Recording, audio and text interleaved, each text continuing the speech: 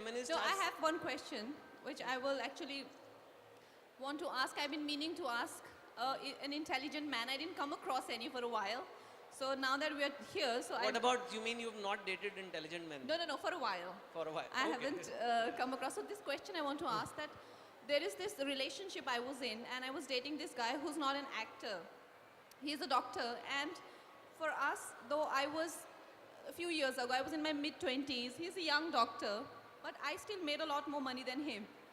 For me, it was nice to go back to that environment where I actually grew up in, you know, real people, real environment. It was little, you know, it took me aback to lose my identity, like, because they were white people.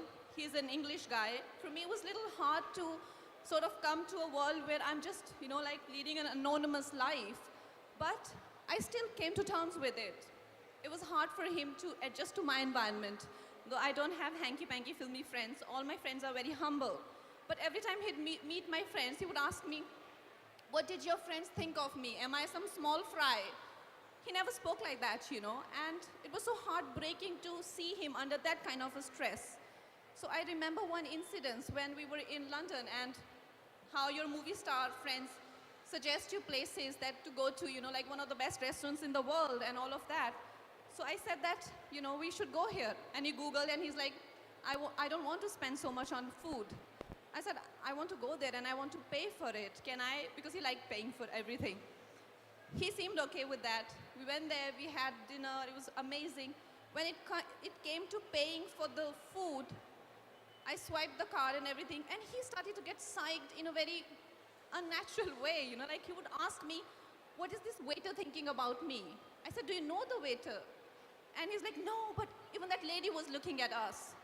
I said, do you know that lady?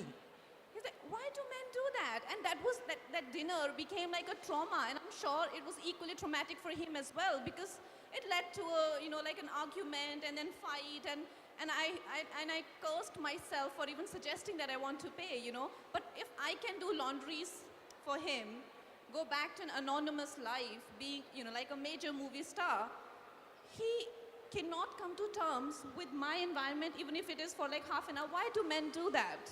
Okay. So I'm not going to defend men, and I'm not going to make this about men versus women, but I do want to tell you one thing. Just as women are conditioned to be a certain way, men are also culturally conditioned. You know, masculinity is not discussed much. It is just told, a man is told, you are what you earn. You are the money you make. And when you make your money, you take care of your woman.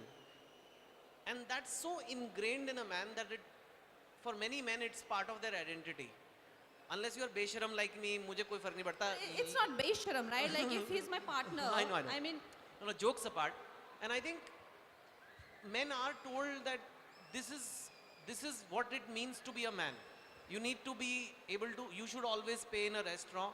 And maybe in that restaurant, even the waiters always every day see the men paying, especially when a beautiful girl comes. And I think he felt small. Should he have felt too small? No. I think if he was secure about the relationship with you, he would have not felt small. But I think it was not about the money. It was not about who's paying. It seems like this man was afraid to lose you. He felt that I am not man enough for her, and she, like every other woman, will care that I never pay or I'm not able to afford. But then how to have a healthy relationship with your partner when you can't always pretend to be, you cannot pretend to be a nobody all the time, right? Like for how long I can go on with a sort of facade that, oh fine, I'm just like another girl. I am not a movie star. No, I am not this capable person, and I do not visit fancy restaurants. I cannot go on pretending, like that's not natural. That's the issue at large, and that's what the book deals with as well. I think like in some ways we have changed. So we have colleges, we have jobs, we have opportunities that a girl can come from an ordinary background and become very successful, whether it's a banker, scientist, doctor or a movie star. But when they actually become successful, society, the social structures have not changed. We don't know what to do with them. Every man wants a girl who's not more successful than her. Now what will happen to Kangana? Inke liye aadmi kahan se banega? Right? No, So my then, fav- my then she's like now saying, I need more love. Arey, what is happening? The moment I start getting awards, my boyfriends start getting insecure. So it's not her fault. Whereas for a man, when he wins an award, the girl is I expected will to. organize a party for फिर वो him, पार्टियाँ you करती हैं know. वो. But when I get an award, you know, I became the object of suspicion that, you know, okay, now what's going on with her, you know. So that's a dilemma, and I think that's what this book is trying to address. That you've given women the opportunity to shine. We always keep saying empower the woman. There's a scene in the book where the girl tells her mother, "Why did Daddy tell me when I was a little child? We used to Oh, go to." that line just made me cry. I was like, you know, sobbing like a little girl when I read that. It's so powerful. So she just says that Dad used to tell me, "बेटे बड़े हो के तुम कुछ भी बन सकते हो. You can be anything in life." And now I'm successful. Now I'm making so much money. My mom is saying, "You're not even a girl anymore. तू चुपचाप घर बैठ के शादी क्यों नहीं Yeah, करती?" because mom tells her that she cannot put her so many zero salary in her matrimonial. Because where will They guys will have less guys. So they are making a shadi.com matrimonial for her. And mom says, no, no, no. The girl makes around 2-3 crores a year. She says, don't put your salary. Then we don't get good boys. So she says, Mom, what is the point of my achievements if you're going to hide them? Yeah, exactly. And that's when she says this. And this is, I think, is the most amazing part of the book. And the bankers can hide achievements. But how is Kangana supposed to hide her achievements? They'll just read about it in the papers. So that's it. I think on that note, we'll do a very quick read. I don't like to do long readings. And my readings are also like dialogues. So I will read the boys part and Kangana will read the girls part. Normally, I've always written as a boy. So I can guide it because it's a first person boy. But this time it's going to be a little different because it's as a girl. So obviously Kangana has to read as a girl. So she'll be reading the girls' dialogues and the description and narrative. Those of you who have the book in their hand, page 13, chapter 2, page 13, around the second paragraph, the scene is, it's a destination wedding happening. So the girl, Radhika, has met the arranged marriage guy she's getting married to. So she's not in love with him yet. It's just an arranged marriage guy who works in Facebook in IT department. She doesn't she doesn't have a relationship with him or anything yet. And they are in Goa and they decide that let's spend some time together. So the boy says, let's go for a walk on the beach. So this is the first meeting with this boy, Brijesh. Are you guys see chapter 2, page 12? Also, I'll use two voice modulations. Yeah.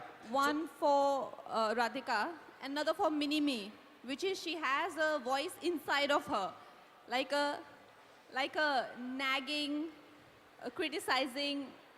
Would you introduce Minimi, please? So there is a mental Radhika and there is a speaking Radhika. So Kangana will do both. Okay. Okay. So they are taking a walk.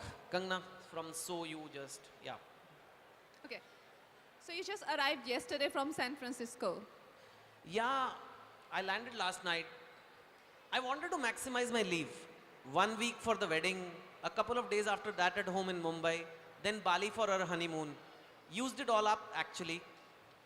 The word honeymoon caused a jolt in me. Minimi woke up again. Honeymoon?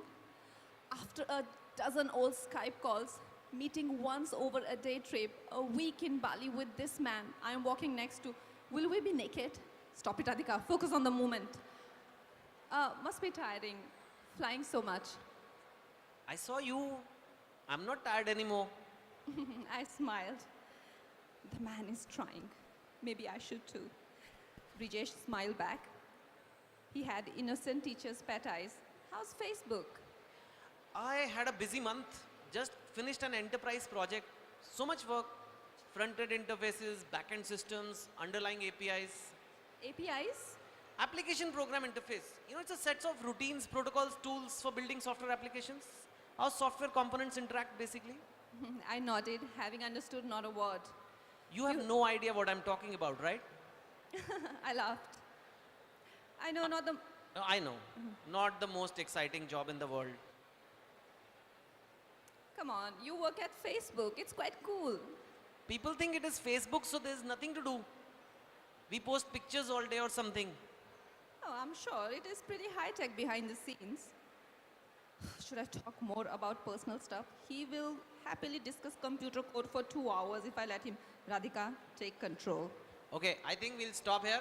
Rest you have to read the book.